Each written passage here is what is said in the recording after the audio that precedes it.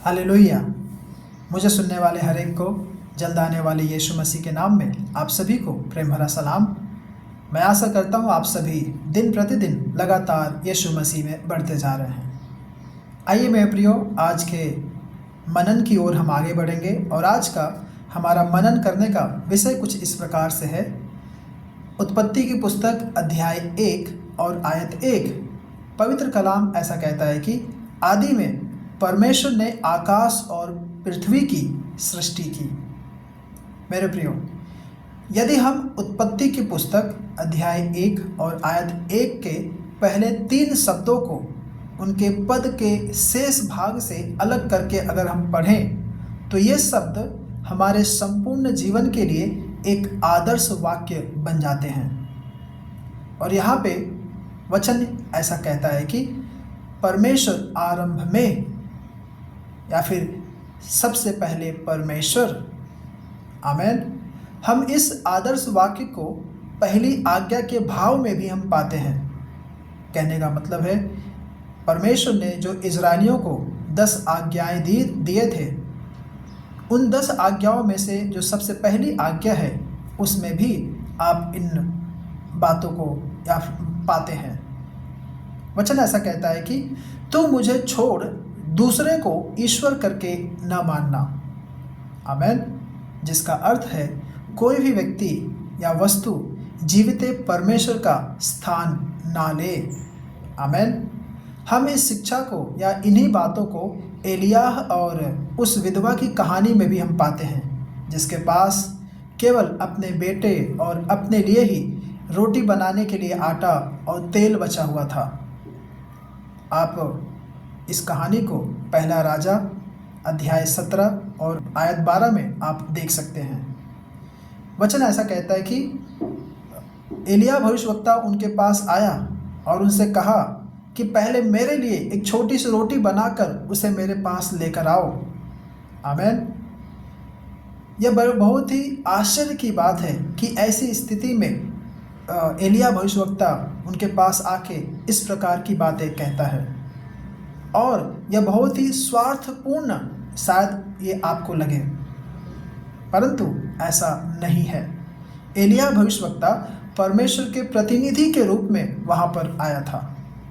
वह सिर्फ यह कह रहा था कि प्रभु को, यानी कि परमेश्वर को प्रथम स्थान या प्राथमिकता दो, और आपके जीवन की समस्याओं को, जो कुछ भी है या फिर जो आपकी जीवन की आवश्यकताएं हैं, वह परमेश्वर पूरी करेगा, और वह परमेश्वर पूरी कर सकता है, और उन सब बातों से परमेश्वर चूकेगा नहीं।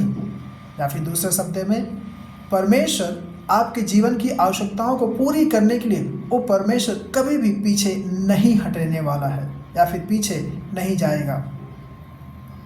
आप अगर पहली शताब्दी में या फिर कुछ सालों के बाद जब प्रभु यीशु मसीह ने पहाड़ी उपदेश में सिखाया और कहा, इसलिए पहले तुम उसके राज्य और उसकी धार्मिकता की खोज करो, तो ये सब वस्तुएं, आमीन, तो ये सब वस्तुएं तुम्हें मिल जाएंगी।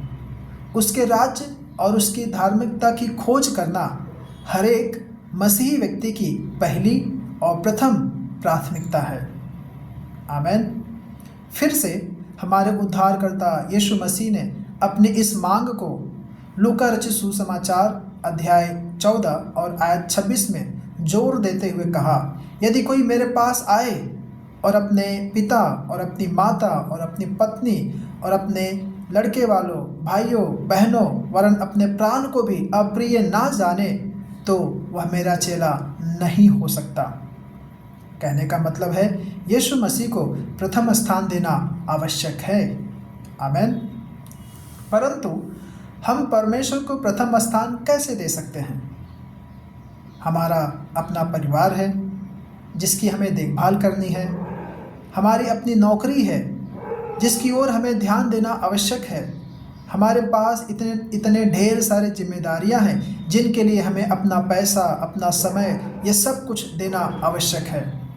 मेरे प्रियो, हमें अपने जीवन में परमेश्वर से ऐसा प्रेम रखना है कि हमारे जीवन से उस परमेश्वर को प्रथम स्थान मिले, या फिर परमेश्वर को हम प्रथम स्थान दें। अपने जीवन में हर एक भौतिक चीज़ों को जो उसके द्वारा हमें सौंपी गई है, यह बात समझते हुए हर एक अच्छा भंडारी की तरह उन बातों को संभाल कर रखें, या फिर एक अच्छे भंडारी की तरह उन्हें हम संभालें और सिर्फ उन्हीं वस्तुओं को हम थामे रहें जिनका उपयोग हम परमेश्वर के राज्य के लिए कर सकते हैं।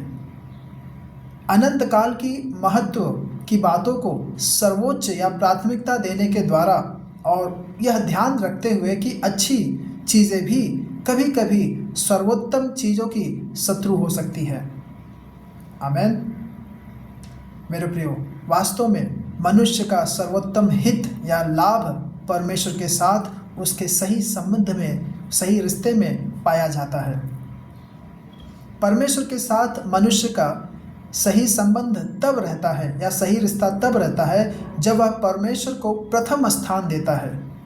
जब मनुष्य परमेश्वर को प्रथम स्थान देता है तब उसके जीवन में समस्याएं नहीं आएंगी, ऐसा नहीं है। तब भी उसके सामने समस्याएं आते रहेंगी और ऐसे में वह अपने जीवन में परमेश्वर की परिपूर्णता और सिद्धता को वह व्यक्ति देखेगा, वह मनुष्य देखेगा। परंतु जब हम परमेश्वर को दूसरे स्थान पर रखते हैं तब उस व्यक्ति के पास समस्याओं के सिवाय और कुछ नहीं आएगा, या फिर उसके पास सिर्फ समस्याएं ही आएंगी और उस व्यक्ति का दुर्दशा हो जाएगा, बहुत ही अति रीति से दुर्दशा हो जाएगा। इसलिए हम परमेश्वर को प्रथम स्थान दें और उस परमेश्वर को प्रथम स्थान देते हुए सारे कार्यों को करें। और जब आप ऐसा करेंगे, परमेश्वर को स्मरण करके अपने हर एक कार्यों को करेंगे, तभी आप सफल होंगे।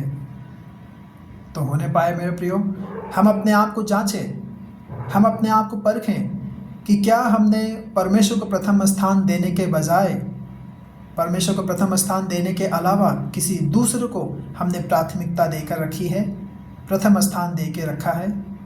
अगर ऐसा है तो वे सब बातें हमारे जीवन से निकलने पाए और सिर्फ उस सर्वव्यापी परमेश्वर यीशु मसीह को ही हमारे जीवन से सबसे पहले आदर, महिमा और गौरव मिले। परमेश्वर आप सभी को इन वचनों के द्वारा आशीष करें। धन्यवाद।